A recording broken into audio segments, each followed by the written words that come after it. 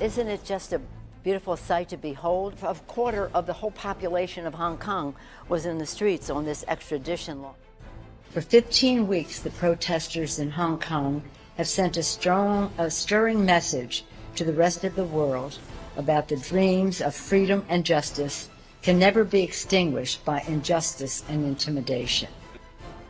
This is a battle between democracy versus dictatorship, liberty versus tyranny, and freedom versus oppression. I think most people don't understand how urgent the situation is in Hong Kong. They're becoming a police state, Tucker. It's happening right now, and they need this country and the international community to stand up and say, hold on, we're not going to roll over for this. Do you think you're...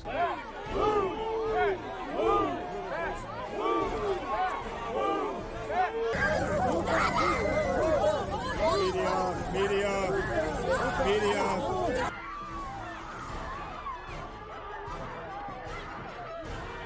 This is Emory University.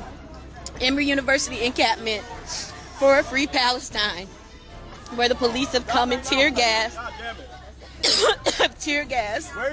and shot rubber bullets at students. I mean, listen, these are the people who are standing around wearing N95 masks outdoors, doing interpretive dance and calling for jihad. I mean, these are insane people. What is going on these campuses?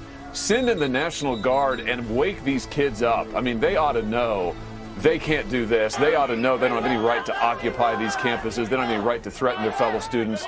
They ought to snap them out of it, and the National Guard would help do it. You think about what happened when you have these Hamas demonstrators out.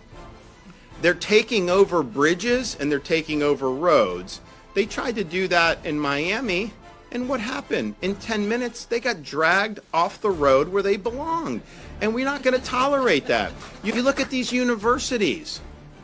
When we have students who are doing things that, I mean, some of the stuff with the Hamas, I think is absurd that someone would go out and demonstrate on that.